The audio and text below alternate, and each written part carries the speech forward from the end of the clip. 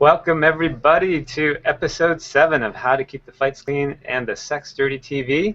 We are here with our awesome special guests, Bryan Franklin and Jennifer or Genevieve Russell, and obviously my beautiful wife and partner, Gabrielle Sandra. The topic today is how to lean into the lessons and turn breakdowns into breakthroughs. We're going to talk all about how you actually get something out of arguments instead of them just ruining your life and your relationship. Gabby? Yeah, I just want to say, you don't want to just move past them, but you actually want to move forward. But today is a special episode. I can't wait to give you the full intro to Bryan and Jennifer, which we're going to get back to in a moment, because it's really special. Not only are they brilliant and wise in so many arenas, but they're also the whole reason that we're here doing this relationship, quote-unquote, work. More like play. We'll talk more about that later. But first, you want me to say a little bit about the before, as it starts, during, and after, or you want to do that? Sure. Let's just talk about the shape of the show for a moment. So the first 30 minutes, we're going to be doing some content and also in conversation with Bryan and Jennifer. 30 minutes into the show, we're going to actually make our hangout session live, so you in the audience can join in and join us live, ask questions from either Gabby and I or Bryan and Jennifer. And that's when I can say anything and Raj and Gabby can't stop me. It's live. This is, I actually posted just before we started. I was like, this is live, folks. You can ask anything. Yeah. And who knows where You guys it's going to are go. so brave. I really admire your courage, yeah. There's many reasons that this is a special episode. Great. And as we go, we'll actually prompt you sometimes throughout the show. If you have any questions, initially you can put them in the comment window on our webpage, which you're probably viewing from. Questions or comments, things you like hearing. Anything like, what do you do after a fight? Or, have you learned lessons from fights? Or do you have any specific questions about what to do after a fight? So we'd love to hear those. So, Gabby, you want to take it away on the before, during, after, and I'll flash up the... Sure. Raj is going to pull up a screen for you so you get a visual of what I'm talking about.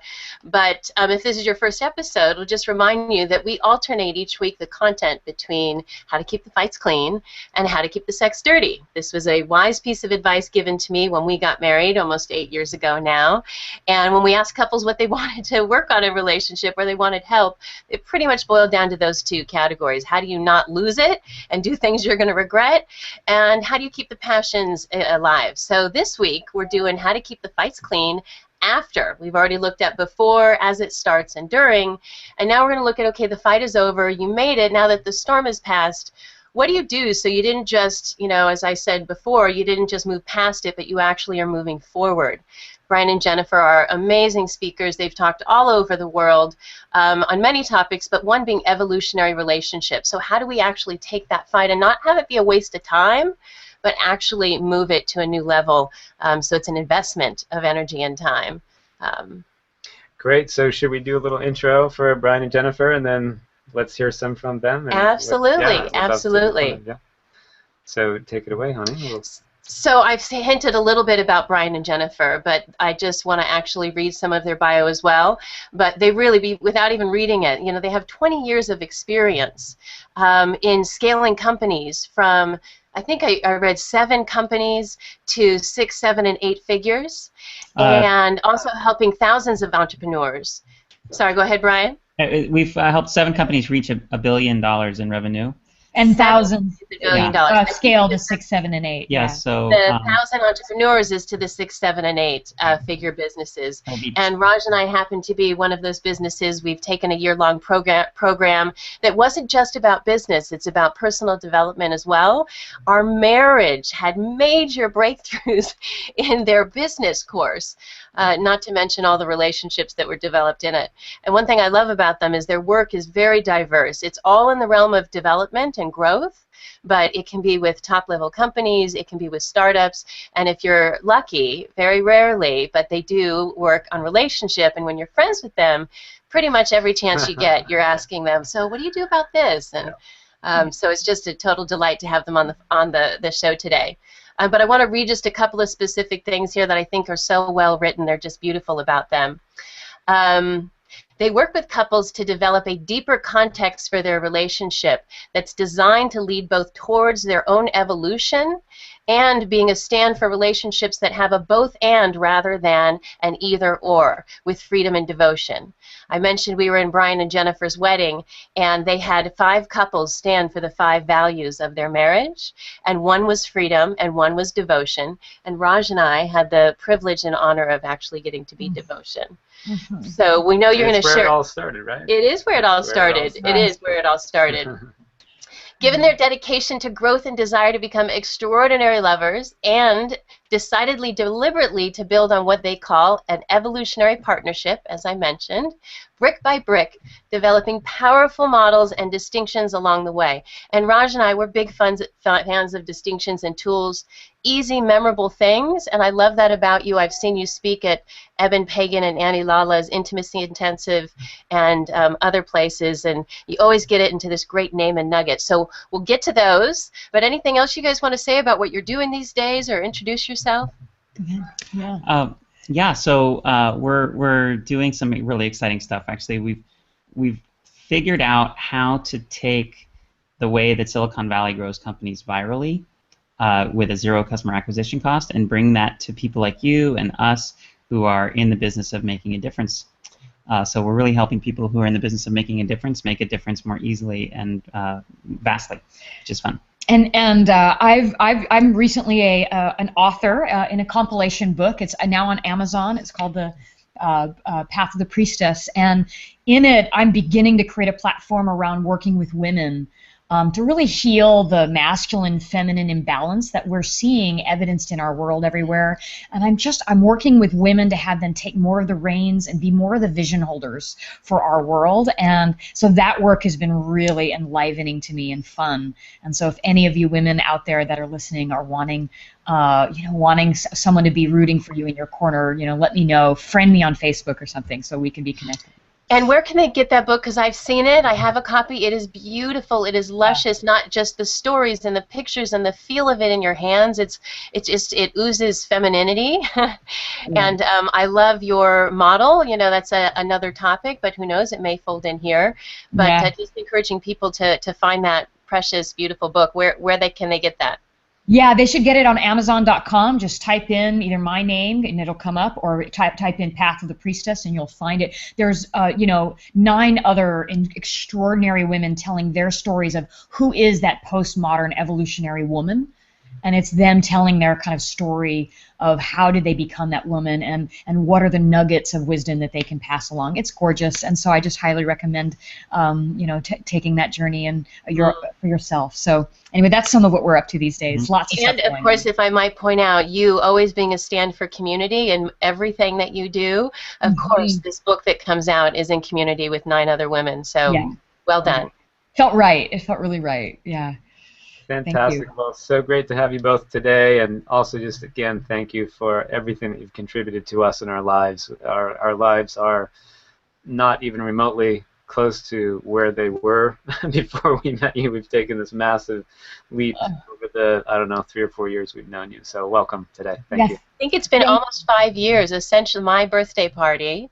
We first really connected, my 40th birthday party, and I'm 44.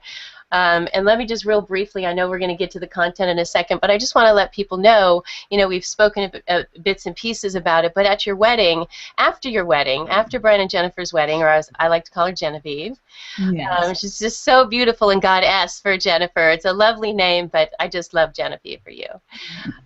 So thank you for indulging me. I asked her before, can I call you Genevieve on the show? Yeah, I go by Genevieve in some circles, so yes, you AKA Genevieve. So when they got married and we got to stand for them as devotion, being that they're wonderful seminar leaders, they offered the gift to the community, and the day after or 2 days after their wedding, they led a relationship seminar, and they did the majority of it. It was awesome, and then each of the couples that stood for those 5 values spoke. And Raj and I spoke towards the end, and it was almost, we were running late, and Bryan said, can you cut it short? And I said, well, I'll try. And, we had spent 15 minutes writing down some notes for this talk as opposed to the 12 hours we had spent preparing for the other talk we were doing. And we showed up, and people loved it. It was humorous. I actually threw myself on the floor and had a temper tantrum. People were laughing. It was hard to hear what we were saying because everyone was laughing so hard. Oh, people roared. They loved you guys. Yeah. And at the end, Bryan was like, oh, tell them about the good didn't write bad and wrong dance. Oh, tell them about this. And so we ended up going over. But afterwards, people came up to us, people we really respect. They said, you must do this, you must do this. And so if it wasn't for Bryan and Jennifer having us speak, we wouldn't have gotten that enthusiasm to really make this happen. So thank you. Oh, it's so welcome. The opportunity, I couldn't let it pass that we had so many extraordinary couples standing for us in our wedding, and you guys a shining example amongst them, to actually expose your wisdom that has inspired our relationship to all of our friends and family that took all the effort to fly out to see us. It was too potent of a time to not take that opportunity to kind of do a little bit of sharing, and you guys have been such a strong and iconic couple friends of ours that have stood for our relationship in so many ways. So it's just an honor to be here, sharing amongst each other and letting all of you guys listening in on the kinds of conversations that we have when we're together. So it's and they're great. Juicy. They're good ones. As Genevieve says, conversation is my food. It is. Well, let's get into it. Let's get into some content. So they have so many great things to share with you today. Raj and I are going to be really brief about a couple of the distinctions in regards to how to keep the fights clean after, and what to do so that you can lean into the lessons and not just get through it, but really make some meaning out of it. And whether it's reducing the frequency or the intensity or the duration of an argument, what are some ways, or even we like to say we're working on retiring an argument. We don't want to keep having the same arguments, but you can hear it now. I'm looking at those patterns, and one of those patterns is called name your arguments. And I don't want to say too much because it's in the blog. And actually, Raj, why don't you want to say something about this? Yeah, just a little preface, because people can make arguing wrong, right? And it's kind of wishful thinking that you're never going to argue with someone that you spend all of your time with, and collaborate in all these different ways, and especially working together as couples like we do, and many of the audience. Yeah, and so a lot of this episode is about how are you making the most of something that is kind of inevitable, and use it as a seed that will grow you to the next level of your evolution as an individual and as a couple together. I'd like just to see if there's anything Bryan and Jennifer would quickly like to say about that before we dive into naming our arguments. Yeah, well, just that I feel like people have it backwards with respect to arguments, and like your relationship is good, and then you have an argument, and that makes it bad. And the ideal, you want to get to this ideal of like as few arguments as possible, and that's a symbol of a good relationship. Mm-hmm. And to me, I guess I want to jump into this first story, because when we were first dating, we were in, I wouldn't exactly call it was a proto-argument. It wasn't quite a full argument yet. It was like a little burgeoning argument. And we're on the on-ramp to argument highway. Right. And it was still new enough that we weren't like ready to go full-on argument. We were just like kind of flirting with arguing. And and I actually think the topic was around, because it was a long-distance relationship, and and the kind of, there was no flow on the phone. We'd be on the phone, and it would be awkward and weird, and we'd be in person, it would be amazing. At first, there was great flow, and then it deteriorated, so our phone conversations weren't that great, and neither of us were liking them that much, and Jennifer got really like, hey, like, I really want you to show up different on the phone, and we, like, the fourth time we're having the same conversation about showing up differently on the phone, I said something like, look, I'm really working on this. I just want you to know I'm really working on this. And I wanted a gold star, because I was working. And Jennifer's reaction was kind of like, yuck, I don't want to be your work. Like, I love that, yuck. This is something that you really need to work on with or without me, and it's a privilege to do it with me as your partner. Yeah. Here's a reframe. I was like, whoa, and it's almost like we're stumbling around in the dark on this path. We're on the path anyway, and then you get a flashlight, and then now you see what you're running into. It's like blaming the flashlight for running into the thing. The relationship is the flashlight. It's just showing you what there is to navigate, but you actually came with all that stuff before you even got into the relationship. It's just the relationship just points it out where it is. So It's like, why would you be upset with the flashlight for showing you the object that you now need to climb over or avoid? Yeah, so I'll say, you know, I hear almost every couple I talk to say relationship is a lot of work, it's a lot of hard work. I say actually relationship is privilege and play. So it's like one of our distinctions is that just to any moment where you're kind of in that grindiness, to just remind yourself that it's privilege and play to even be in a relationship. And it's the thing that's showing you all your stuff that you already have anyway, just like Bryan said. So it's your privilege to do it with another human being that loves you, because you know it's your lover or your husband or wife or that you show both the best parts of you and the worst parts of you, and so it's a privilege to be having a companion along the ride. Yeah. And so that's just one of our distinctions that I really encourage you to take, and it's one that's really rare. I don't hear people. I hear the work distinction way more often. Yeah. Well, not with us. You know, we're all about the peace. I do know that. You guys are playful, king and queen. peaceful, and passionate. And of course, you know, I love alliteration. So the privilege and play, I love that. I can see. I'm envisioning the quote meme box I'm going to send out already. It's beautiful. Yeah. Yeah. Great. Well, thanks for that. I just wanted to create context around argument, you know, because it then lets us speak into that context. So, Gabby, let's hear about name your arguments. I love this topic.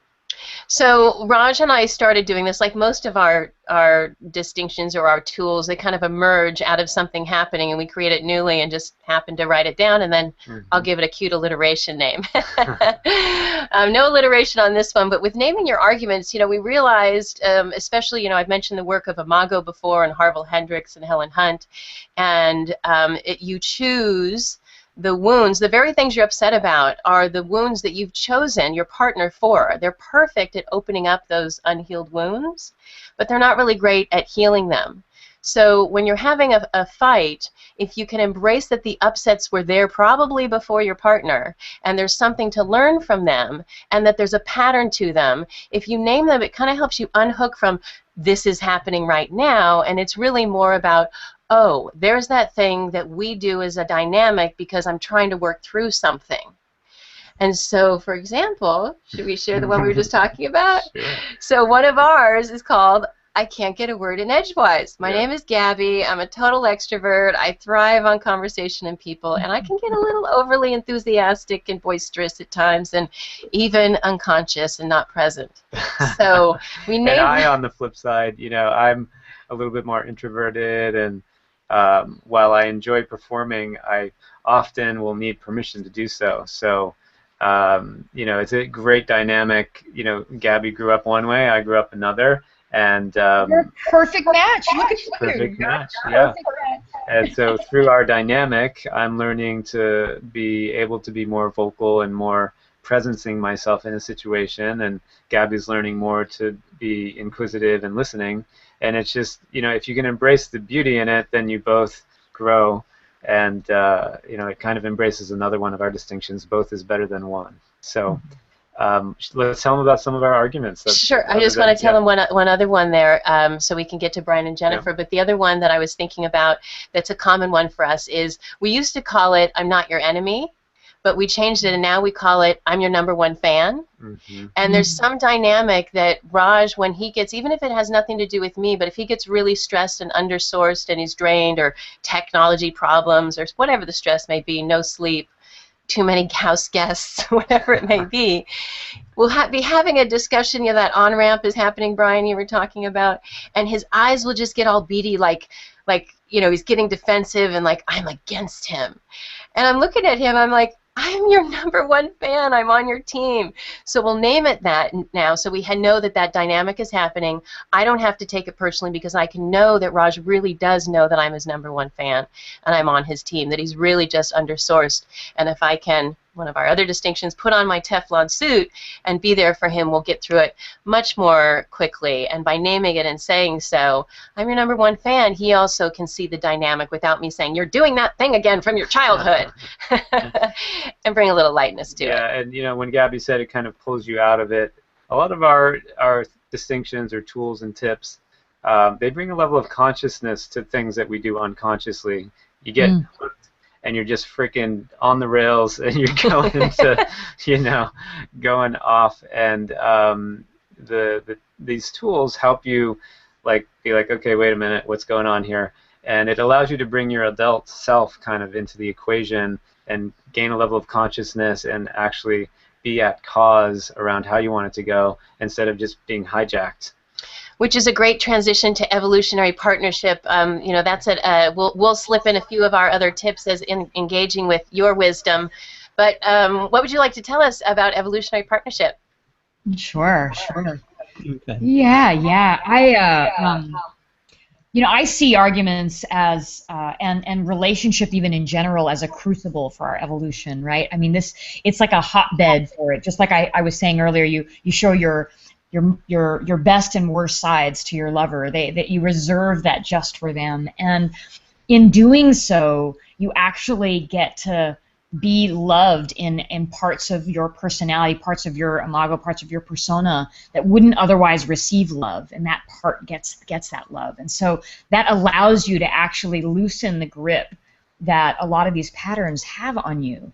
You know, when you can add a little bit of love or appreciation to a part of you that even you've hated, even you haven't loved, even you can't look at, then when you finally do that, you can kind of evolve past it because it doesn't have the power over you anymore. It's the only reason it's rearing its head to begin with, is because it's not getting the attention. It's being left in your shadow. And so evolutionary partnership for me is that process of really having both your light and your shadow loved in deeper ways that you couldn't have it loved before. And you know, one of the things that we do around, you know, the after part, like how do we make the fights after evolutionary, right?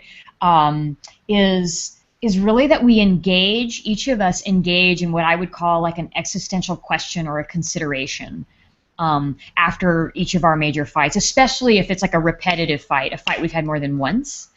And this process of like taking on a deep consideration, you know, also something we share with Nathan Otto and Amber Lupton, who are good friends of ours, who stood at our wedding. They may have even been on the show. I think they were. They were the first interviewees. Yeah, we have different language for it. They call it a consideration. We call it existential questions, but it's the same idea. And you know, really, this was born out of the fact that often in our fights, we are the least resourced and the most triggered. And so for us, at least, one of the reasons we chose this section is that because it's really probably the hardest job to change who you are when you're in the middle of your least resource triggered state, but it's actually an easier job once you're outside of the fight after it's happened, so you're clear about what the fight was to some degree, to your version of it, and which is also just a limited version. You have an opportunity to get clearer on their version of the fight, and post-fight, you actually have your resources start coming back online. And as they come back online, to me, that's the time to be evolutionary about it. That's the time when I have infinite space in me to address the things that I won't even admit I'm doing when I'm in a fight, right? It's like I don't even want to say, yeah, I know that I'm being bitchy and harsh or sad or inconsolable or all those immature ways. And if you try to change me in that fight, it's a really difficult thing, and I think it's that way for most people. I mean, you know, I think it's hard for Bryan, it's hard for us, it's hard for you, and so after the fight, we engage in the existential question, in the consideration, and what we did recently is we literally assigned them to each other. In a loving moment, we're in bed, we're cuddling, we're reading to one another. We've been having fights. In fact, it was just a few weeks ago in France, and we each asked each other to assign the other one a consideration. And what's important about that is that you don't assign somebody a consideration or an existential question that they need to be asking themselves from the point of like what you're doing wrong. Why are you always wrong? That's the consideration I want. Why aren't you showing up for me? So why don't you consider that? Why can't I get a word in edgewise? Right. Why can't I get a word in edgewise?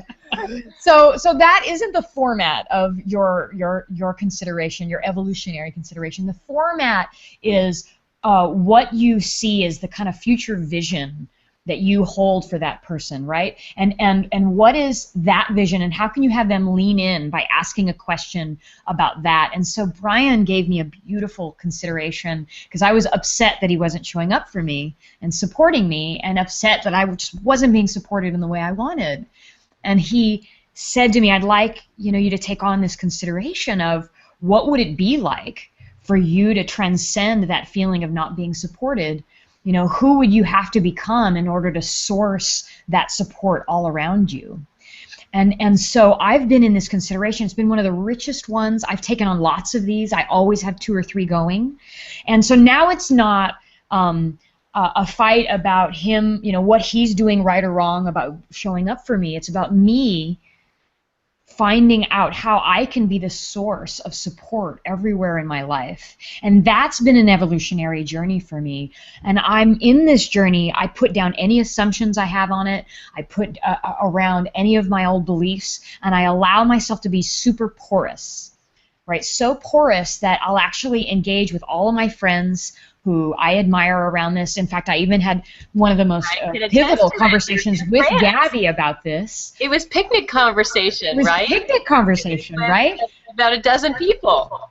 And I had like amazing contributions to me around this, and I've already started evolving past this story I have of you don't support me, Bryan, and nobody supports me. And so I've been carrying that around way before Bryan. And since then I've gotten from this consideration, I meditate over it in my meditations, I ask all my friends, and I'm already starting to evolve the pattern versus rutting in and making everyone around me wrong. Can I add something? Yeah, please do. So if you're in an argument, you're in an argument because you're telling yourself a story. Right. The context is decisive. The context determines the meaning. The story is the context. So that was the topic of the very first show. Thank you for good. Yes. So if you're in an argument, the story you're telling yourself is not true. Guaranteed. And there are lots of facts that match your story. There's lots of evidence for why it is. So if you are looking to prove to your partner that your story is the true one, then you will never take a step past where you are on the evolutionary path. Mm-hmm. And you may convince your partner that you're right, and the argument may end peacefully, but you will have stalled, and you basically will have dropped the baton of evolution and just said, no, the rest of the evolution will be done by the children, I guess, because this is as far as I'm going to take the human race. So I'm always looking for what's the story I'm telling that's causing me a problem. It's easy to find all the evidence for why I think it's true, but what part of it is false? And that was kind of the thinking that led me to suggest a consideration. Yes, there are lots of ways that I haven't supported you the way you wanted, and all of that's true. And also, there's lots of ways I do support you. So I'm curious, what would have to be different for you to experience the support that's there, as well as want these other things in addition. Well, as well as inspire more of it from people around me. It's like it's a both. It's both for this particular consideration. Yeah. How do I experience what's there that I'm deleting because I'm upset about something he maybe did or didn't do, or someone else? And how do I also inspire it from him in a way that has him delighted and, running up to me like your aunt, which I'm thinking of her every day, Gabby, as I'm in this consideration, who has people like falling all over, like running from across the street, random strangers to come and help her. And so her experience of her life is that just everyone just loves her and can't wait to help her. And that's the kind of woman I want to become. So I can either sit around blaming at people not supporting me, or I can be the kind of woman that random strangers fall out of their chairs to help. What is going to actually evolve me and have me have a better life experience, right? And of course I couldn't have said that in the moment when I'm angry at him, but after the fight, that's a really easy choice for me. It's not hard. And then I just surrender to everyone else's wisdom and then my own consideration of how do I become that woman. And so he invites me into a vision of a woman who is that. And then he lets me go. He doesn't tell me all how to be. He's like, just consider that. It's open-ended. Spend a few weeks or a few months just feeling what it's like to look at the world through the lens of you could be this woman, who would you have to be, and where are you seeing it everywhere all around you in the people, and where are they doing it in ways that you can borrow. And so that's really how we go through the world, or how I go through the world, with these existential questions that are so enriching for my life. Like, since I have 2 or 3 going on at once, it's like I'm always growing and evolving. It's always an evolutionary dialogue for me. And I'm always using all of the life experience around me to kind of source that wisdom. So that's a piece of it. I gave him one that night as well, because we each have sides of these. And I don't know if you want to share about that one. So just as one second, Bryan, just one moment. I just want to let our viewers know that in just a few minutes we're going to make the Join the Hangout button live. And you'll be able to join in the Hangout live if you'd like to and ask us questions directly. If you do so, we're going to actually give you our cheat sheet and our 25-page free guide, which is awesome material. All on the before, as it starts, during, and after of How to Keep Fights Clean and Sex Dirty. Yeah, and so, Bryan, love to hear what you're going to share now. And when you're complete with that share, what I'd love is if you guys could bullet point how you kind of shape this tool after an argument, just so we can take all this beautiful information. You got it. We will. Right. Yeah, you may even frame it in terms of, we like to call them action options. And so at the end, we're always like, okay, it's an option. We actually say your action option, should you choose to accept it. If you're going to take action, here's an option for you. Yeah. Well, yeah, and I will do that, and it's so, to me, the mindset is so important, because if we approached the issue of support, Jennifer's support, and her upset around that, as an argument that we wanted to kind of solve and then be done with and then move on so we can get back to being happy, then the minute that basically I would just say, oh, what do you need to be supported? And I would do that thing and say, okay, are you feeling supported now? And she would say yes, and we'd be done, except for we wouldn't have moved along the path. We would just basically... It's like a Band-Aid. Yeah, you're going to It's like a short-term Band-Aid, right? You're just going to... Did you say drop the baton of human evolution? I just loved that. That's so... I just have this great visual of like, whoops. Yeah. I'm sitting this one out, guys. I've done like 28, 30, 40 years of evolution. I'm taking the rest off. So stick a fork in me. That's right. I mean, if our ancestors did that, we'd still be single-celled organisms. So, it can really celebrate how far we've come. Mm-hmm. So part of the how-to, Raj, is to understand who would I need to be for whom this would not be an issue. What future version of me is this not an issue? Because it doesn't matter who starts it or whose problem it is or whose parents it is or whose baggage it is. Either of you can avoid any fight. Because if you are fully resourced and conscious and your partner regresses to 3 years old and throws a tantrum, then the loving thing to do is to hold them and to do what you do with any 3-year-old, which is like console them until they're back to themselves, and then do an honest inquiry about what could we adjust in the future so that you're more robust. So because essentially every fight's gonna boil down to some kind of thing like, I'm afraid you don't love me, and the truth is that you do love me. So the fear is irrational and valid. So how do you work with a valid yet irrational fear, and as adults, So anyway, given that there's a version of me for whom this isn't a problem, I want to be that guy, and so then it's an investigation. Okay, well, what version of me wouldn't have an issue here? And so I started to look at the times when there was a kind of a support that Jennifer wanted, and I didn't want to, or I didn't do it, or it slipped my mind, or I was passive-aggressive, or whatever it was that was going on for me.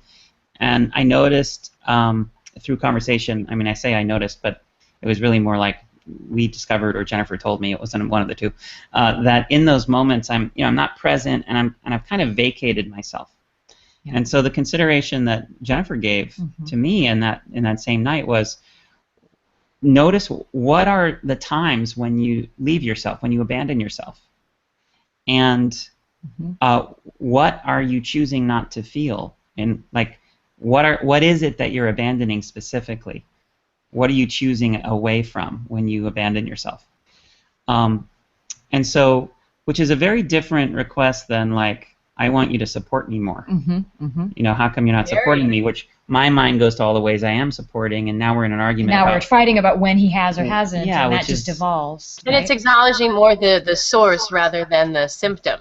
Bingo, exactly. I'm like, okay, wow, I do this thing. There are things that I don't want to feel and that I don't know how to handle.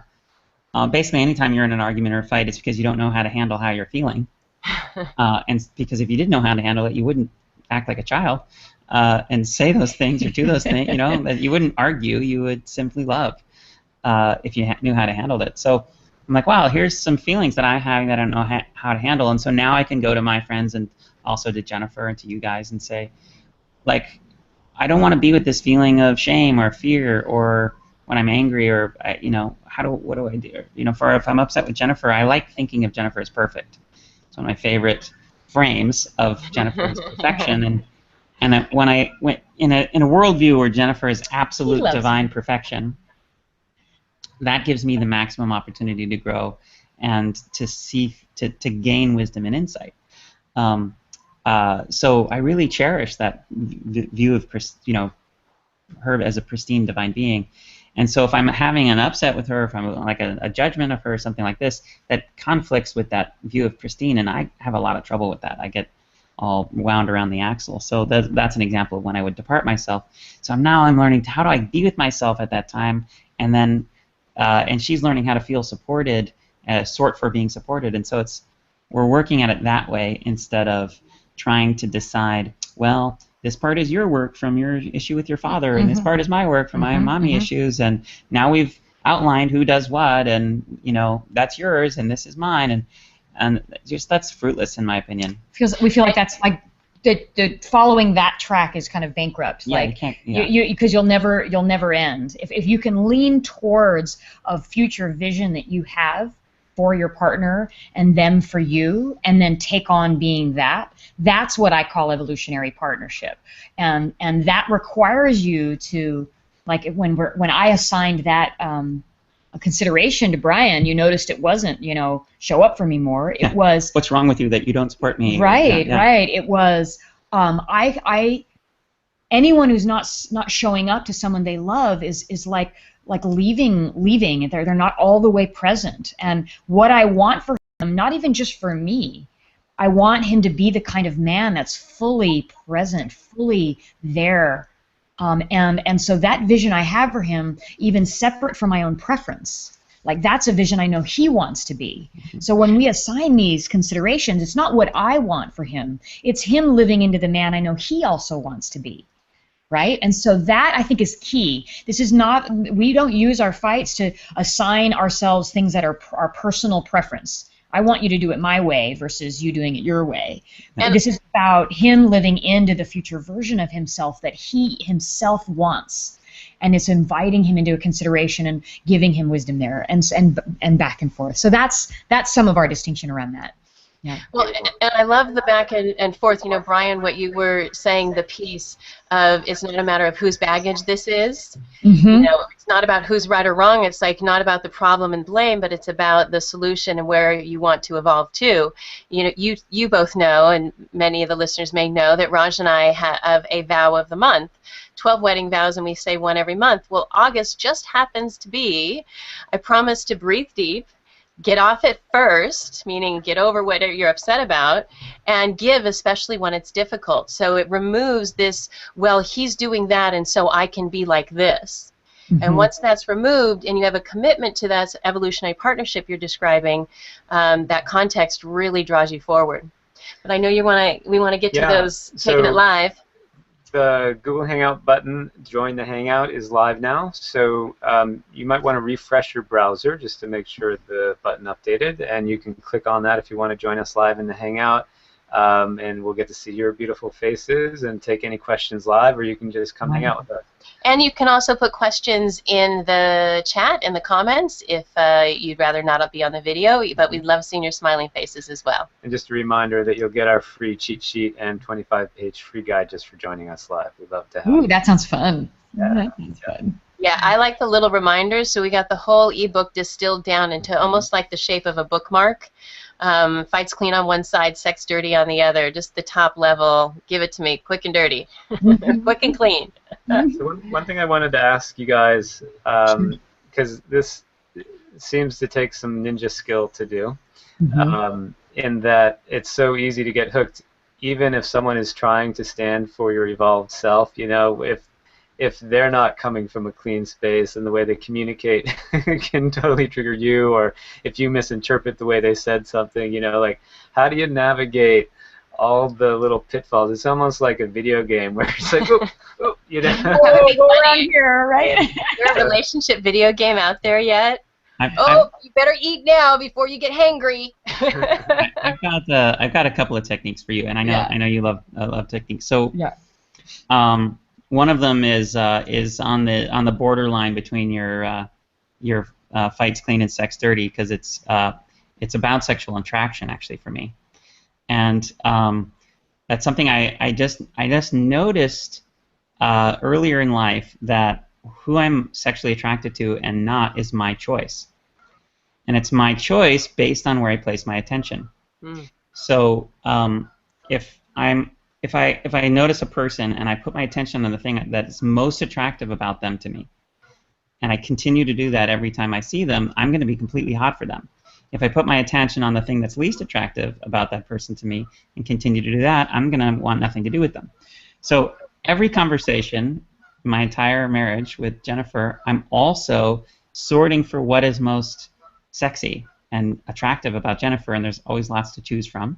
Yeah. And and it might be just a little crease of her dimple. It might be her lipstick. It might be her leg. It might any kind of little line or glint or highlight. And I just put my attention there during the conversation. So I'm always very attracted and turned on, and she's always occurring to me as a positive and light being, like a messenger of beauty. So therefore, if she's kind of being cranky or saying something, and you're saying like the video game, you have to dodge, she might be triggered, and so she might say something that's off color or whatever, I can more easily separate that from this woman that I'm super attracted to and love and is a messenger of light, and understand that that got lost in translation perhaps, or it was not delivered most elegantly. We call it do-over at that moment. What's that? Do-over. Yeah, we've done some do-overs. Do-over. Yeah, but I don't actually. But Gabby, actually, what I'm saying is almost the opposite. It's not. I don't require that she has to do it over, because I actually can hear the more beautiful message if I can get enough separation from my own fear of not being good enough for her or for me or whatever it is. My own insecurities, my own patterns, my own messed up definitions of love from family inheritance emotionally and all that stuff, all the stuff we all have. If I can get a little bit of separation from it, which could happen in the moment, it could happen in an hour later, it could happen, days later, and I can say, wow, if there was a loving message in there, what would it be? And then I hear that, and then I can respond to that, and then Raj, that's the trick. So that kind of paying attention to what is attractive gives me more ability to reframe. It's like, what's the underlying message here? If I'm going to ignore the thing that triggers me, like, what would it be? So, or if someone else were saying it, what would they mean?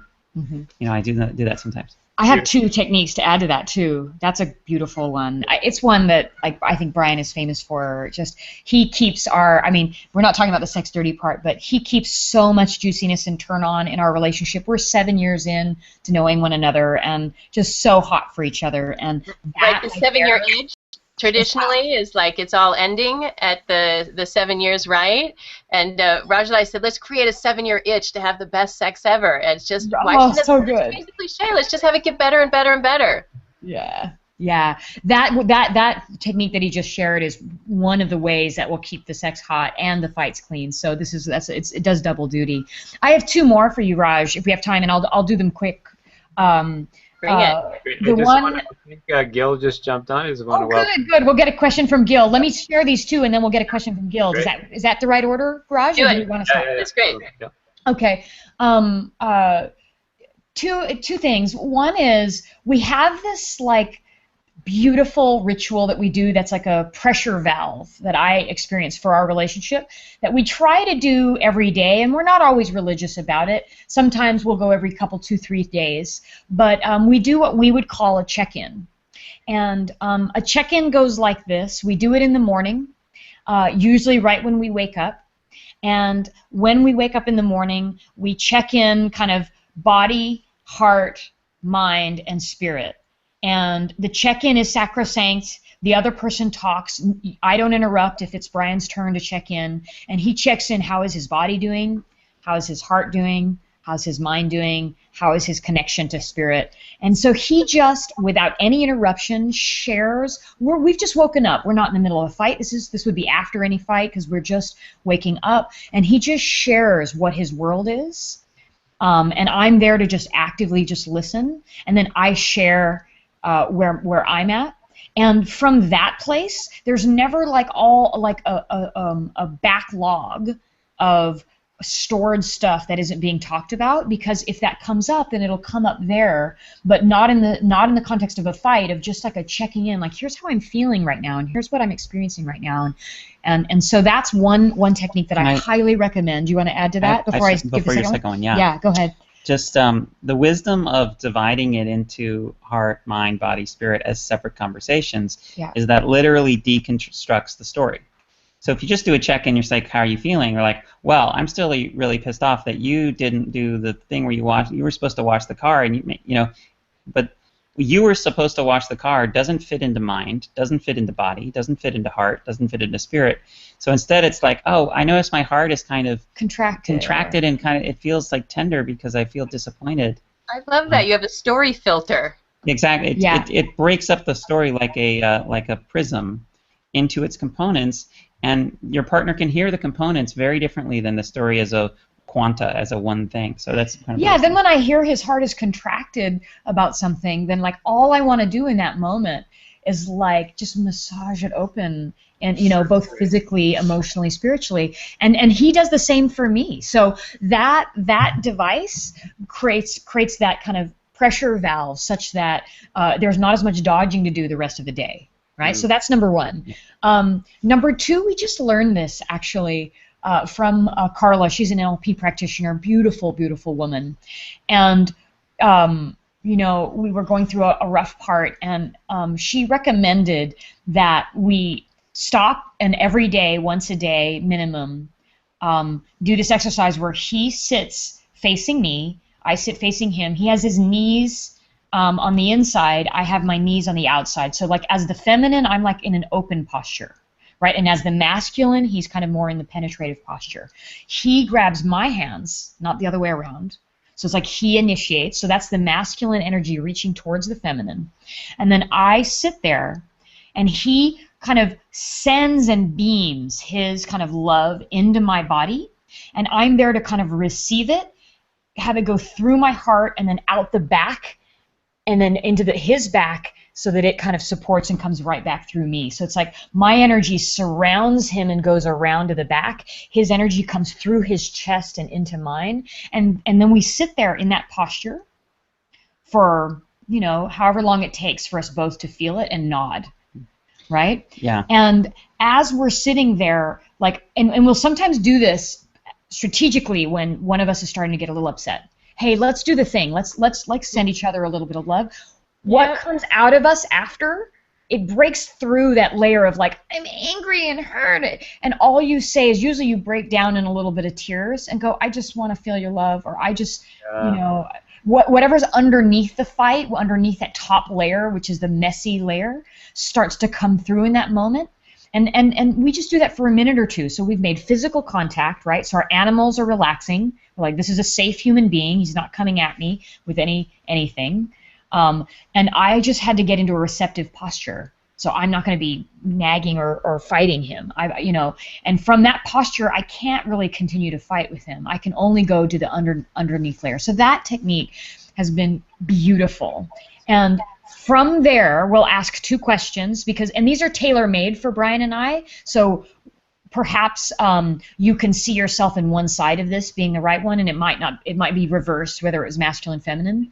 But for me, he asks me, what's an expectation that you've held that hasn't been met?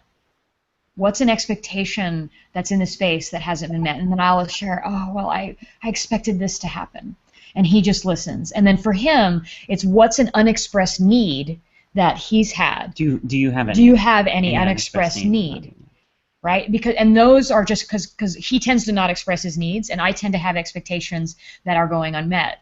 And so unspoken. And so that's our way of the kind of post-fight, like what do we do? And those techniques help us navigate so that we're not having to zig and zag so much, because it just purifies our language. It purifies how we speak to one another. If you're interested in trying that, there's one thing I want. Jennifer said it, but I just really want to land it. Make sure you get it because I think it's important. Mm-hmm. So, as the man, you're sending love energy from your heart, from the center of your chest, into the center of her chest, and you just do that until she can feel it, and then she nods. Yeah. And then once she feels it, then she sends it back around you, the back of your back. And as the man, once you feel it, then you nod. So you wait till she feels it first, so that's connection strong, and then you wait till you feel it, and then that's strong, and then from there you can ask your questions or talk or do whatever you want to do. But nice clarification. Beautiful. Yeah. Looking forward to trying that. What great tips. So we have some questions from our audience. Great. Ivy, you have a question for us or our guests? Oh, you guys are muted, so if you're on the call... No, she unmuted. Is she unmuted? Okay, great. Okay, great. Okay, Ivy, it's all you. Hi. Hi. Welcome to the call, yeah. Oh, she can't hear? Can you hear us? No. I don't know. She's not hearing, or we're not hearing her. Why don't you type your question into the chat? Type your question and we'll try to do it type-wise. I'm so sorry. We've got a sound issue here.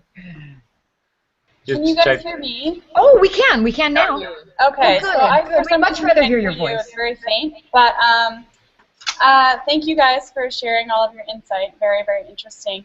I was wondering, when you were talking about giving each other considerations, yes. How often do you create a new one, or is it really supposed to be a very deep one that you have to work on for a long time, or can they be smaller, more light considerations? Yeah. I like to do it this way. I like to work on a consideration until it's so become part of who I am that I get external reflection without any solicitation that, wow, Jennifer, it's so easy to support you. So I would do the consideration until people were inspired around me to support me, so that I have the physical evidence that it's become ubiquitous. It's become part of my being. One of my considerations was around my femininity and softness, and I had that consideration until I had all these people telling me, wow, Jennifer, you just have gotten so much softer and sweeter, and so that's how long I tend to do them, which is variable in length. It kind of depends. I've done a consideration where I'll take on an archetype for a year, right? Where it's deep in me until I do it for a year. And other considerations, I just do them in a few weeks. And so it really just depends on whether I'm getting the external cue that it's all the way integrated. And I don't just depend on me to decide. I depend on also my environment, my community, to help decide that. So I know that's not an exact date, but I hesitate to say do it for 2 weeks, because if after 2 weeks you're still in the same position, I'm still not being supported, and then you're not done. Yeah. You started, it seems like. You're done when you're also, done. You said several lighter ones. Yeah. So no, I would only give each other one at a time. Yeah. And part of that, it's not because they're too heavy or they're too intense or anything like that, but if you're actually going to be in the consideration, the best thing you can do is use that question as the context through which you experience everything in your life. Like, you know, the barista at Starbucks overcharged me. I wonder how that relates to my consideration of like departing myself or abandoning myself or not. You know, you want every little nuanced experience, whether it relates to the relationship or not, to be interpreted by you through that consideration. That's how you grow from it. That's how you create such a rich field. And if I had 3 going at once, I wouldn't do that. I wouldn't be able to live my life according to 3 different stories simultaneously. So yeah, even so if they were light, be careful about doing more than one. We recommend one major one at a time, and whether they're light or deep, these are existential questions. So it's not like, hey, you know. Chew with your mouth closed. Chew with your mouth closed. Yeah. I was trying to come up with something like. What would it be like for you to chew with your mouth closed? That's not what we're talking about. But if there's a deeper question underneath the chew with your mouth closed, maybe it's, I want you to become conscious of nourishing your body, and have that as a consideration. So you see, like, chew with your mouth closed isn't like juicy enough to be a consideration that you look through the lens of for your entire life. But how do I walk through the world nourishing my body and be really conscious of how I'm doing that? That would rise to the level of a consideration. So I encourage you to do the deeper ones. They're actually more entertaining and more interesting. And so you're more likely to do them than some little habit like chewing with your mouth closed, right? Great. Ivy, is that? Yeah. Yeah. Ivy, follow-up question or good? Yeah, no, that was great. That was really helpful. Oh, you're welcome. Good. You're welcome. Well, have fun with it. I think you're going to love it. I find them as my biggest evolutionary entertainment, as well as just deep and rich for my life. So it should be fun. You should enjoy the process. And if I can add in one other element, you know, you mentioned Amber and Nathan that they have their version of this. You call it the existential question, and they the consideration. One of the elements, because they had this fabulous workshop, Discipline of Love. Yeah. You were also there, of course. And I love that they had people even argue the opposite point, like that very thing that you used to always say is the way, you know, you kind of then take on the complete opposite. In one case, there was a couple where one, they lived in Australia, and one wanted to live in Sydney and one wanted to live in Melbourne. And they took over like the opposite city of where they wanted to move to, and just explored that for a few weeks of what would it be like to be arguing for the total opposite, not arguing, but taking that position and that exploration. And it was really beautiful and fascinating what happens, because even if your partner just sees, you know, this goes back to the Imago dialogue, when your partner really sees that you get them and you hear them and you validate and you empathize with them, it's amazing how many issues actually end up disappearing because people just soften because they just want to be seen and heard. Really good. I'm so glad you double underlined that point, Gabby, because that's an important one. You got to drop any assumptions. If you're going to evolve, your own patterns, your own beliefs and ideas are what's got you stuck. So you got to try something radically different. And so taking the opposite pole is one way to loosen the grip of that particular experience in your life. I love that. Thank you. Yeah, it's good. Awesome. If there's any last questions, feel free to shoot them in the chat window here on the Hangout, or yeah, looks like we got a couple people with us. People here. Good to see everyone. So in the meantime, you know, such great tips and tools here. There's going to be a lot of people watching the replay as well. And if you are watching the replay, feel free to shoot us comments in the comment window on the website page for this particular episode, and we'd love to respond to any questions that you have there. I also just want to point out that a lot of our tips and tools are in our ebook, which you can find on the sidebar of the post page as well. And we also have one special offering that we're opening up to people that watch this replay. Gab, you want to tell them about your diamond mining coaching? Oh, yes, just letting people know. Yes, we call this diamond mining. And you actually spoke a little bit about this earlier, about you didn't say the words, but the third pole of having something to move towards. There's almost like this third voice. The relationship gets a vote. And, you know, Raj and I do this exercise we call the shared relationship vision, which is a modification of an exercise from Harville Hendricks and Helen Hunt. my relationship heroes I'm always mentioning.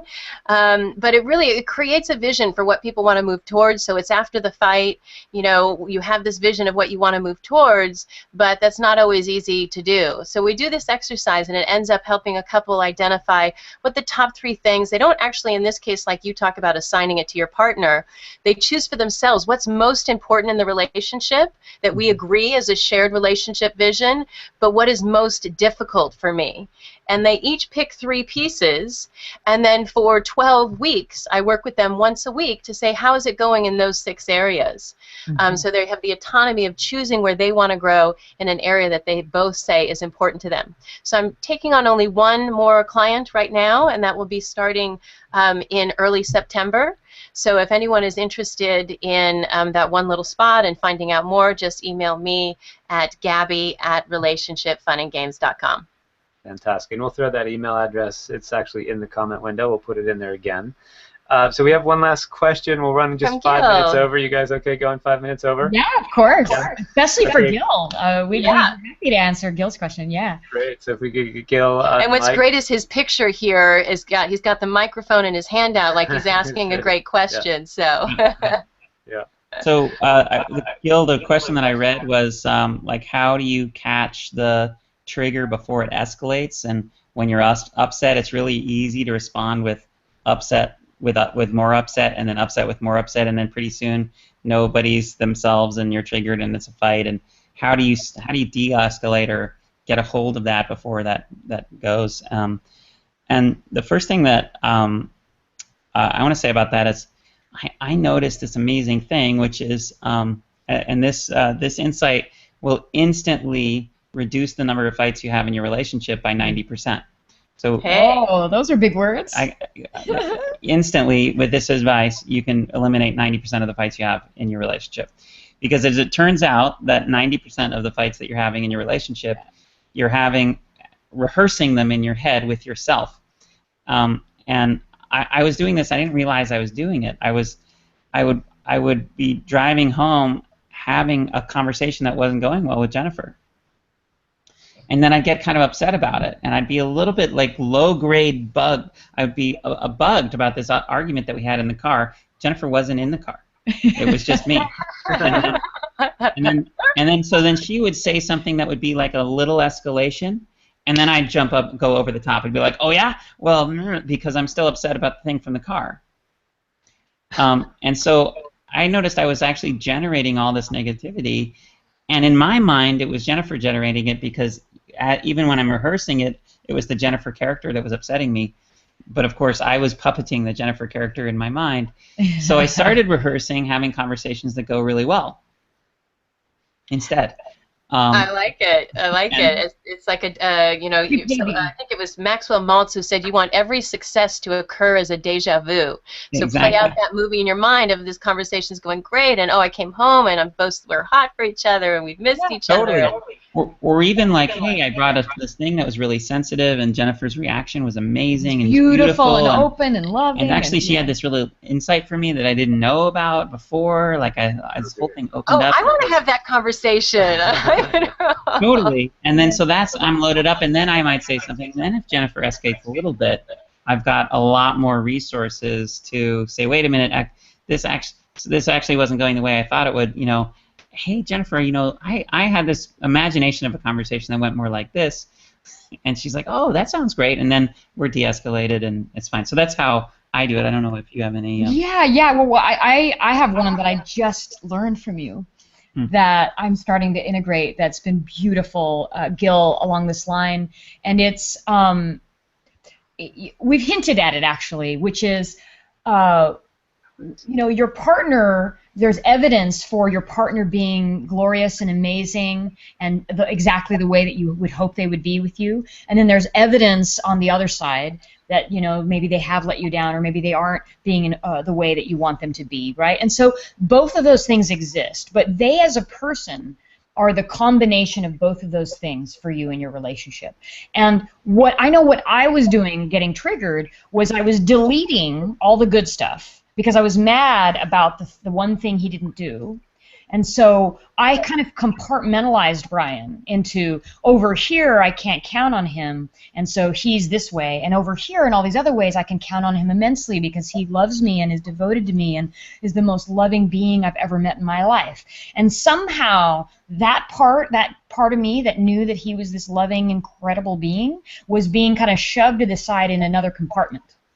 And so part of the way that I don't get triggered, that I learned in a wise conversation and a consideration I had from Bryan, who's like, well, why not just blend those compartments? Why not stop compartmentalizing and realizing that me and all the other people in your life are both of those things? So that when I'm with them and maybe I'm sad or upset, I have the totality, the more truthful version of them loaded up in my mind, not the one of me being mad at them right now for all the things they're not doing, but the whole picture of who they are, like how wonderful a friend they've been, how wonderful of a lover they've been, how many times they've been there, and some of the times they haven't. And so when I have a more balanced view, I don't tend to trigger and escalate nearly as much as when I just have in my mind the thing they've done wrong. And so it's just me re-gluing together, reintegrating together the whole person. And I wasn't doing that. That wasn't a big aha for me, Gil. Like, it's like, oh, I didn't even realize I was compartmentalizing you and saying that you were this way over here and that way in another context and not blending those two. So the trick there is to actually have both feelings in your body simultaneously. So if you can feel it, the good and the bad at the same time, then that starts to integrate and you can liberate. And sometimes that's easier actually when you're in contact with the good to remember things you've been upset about and integrate it from that point of view. Yeah. Because sometimes when you're upset, you're just really dedicated to being upset and you have to wait till next time. So this is a good after the fight technique. Yeah. One of the things that we love to use is the Gottman ratio, the 5-to-1 Magic ratio. And you know, Gottman studied relationship extensively, experimentally, and actually recorded like things experimentally. And one of his things is when you have a negative thought about your partner, counter it with 5 positives. And it's so freaking powerful, you know, Bryan, when you're talking about having the argument by yourself. I find that when I have a negative thought about Gabby, I'll really flex this muscle of thinking of 5 things that I really love about her with regards to the same kind of area. In the same vein, not just something totally separate, but in the same vein. And you can almost and then you can reintegrate. And you can watch yourself and see your emotional state shift as you go 1, 2, 3, okay, 4, and 5. I'm there, you know. Yeah, if you actually say the negative thing out loud to your partner, so you're saying the positive things out loud to your partner, you can see it on their face that after the first thing, they're still kind of mad or hurt. The second, a little better, a little softer. Third, maybe they're where they were when you started, but if you go as far as the 4th and the 5th, there's actually more intimacy than when you started, so you can take that upset of myrrh, you know, and actually turn it into something that's even more loving than when you started. And I just wanted to add, Gil, I think Raj is putting a link in the comments there to episode 3, which is how to keep the fights clean as it starts. And we interviewed Ashley and Mike Bledsoe on that one while we were in France. Jennifer and Bryan were having dinner in the other part of the chateau at that time. I love those guys, Ashley and Mike. Yeah, they're great people. Yeah. Such a lovely night. But yeah, so for some more tips on how to you know, unhook from a fight just before it starts, go ahead and check out there as well. And just to also bring to attention viewers on replays of this episode or our current viewers, you can check out all of our episodes in our episode library. We have our upcoming episodes as well as our replays. And we have one more final episode next Friday is Adam Galad and his lovely wife. I'm so happy about them. Sandy Pants. And they'll be talking about how to keep the sex dirty after that post-sex pause, or what we call the post-orgasmic chill, the romp recap that we love to even better if your relationship, your physical relationship. So that is that 7-year itch we were talking about. It just keeps getting better and better. Yeah. So we're at about over time. So what a blast, you guys. Thanks so much for being on the show. Such wonderful content today. We look forward to having you on. One of our favorite topics. Thank you for having us. Yeah. Great. So we hope you'll come back again. We'll be doing another season. This is our launch. and making sure everything is working well, and you guys just did brilliantly. We love you for this and everything before and to come. Great. Oh, thank you. It's our pleasure. Anytime. We love this topic, so any opportunity to be invited to share something that I think Bryan and I do really beautifully with people is something that we're a yes to. So it was wonderful. Thank you guys, and thank you for those of you that ask questions. It's really fun for us to get to interact with you guys about what's really up for you. So this is fun. Yeah. Awesome. Don't miss our next episode next Friday at 1 o'clock Pacific time, as Gabby mentioned, with Adam and Sandy. And that'll be our final episode of this 8th episode of the inaugural season. Yeah. The season of play, and next season we'll be starting the season of peace. And if you're interested in exploring the diamond mining coaching program with Gabby, which I cannot recommend highly enough, she will completely transform your relationship with your partner in a beautiful way. Just shoot Gabby an email at gabby@relationshipfunandgames.com. Thank you, everybody, for joining us today. Again, thank you, Bryan and Jennifer. And just remember, everyone, wonderful is worth it. You know, don't have it seem like work. It is play, and a privilege and play. But wonderful. It does take something, but that privilege and that strength that it does take to get there is so, so, so worth it. Thanks, Jennifer and Bryan, for being a role model of just how worth it can be. Thank you. Thank you both. Everybody. Love you. Love you. Yeah, love you. Bye.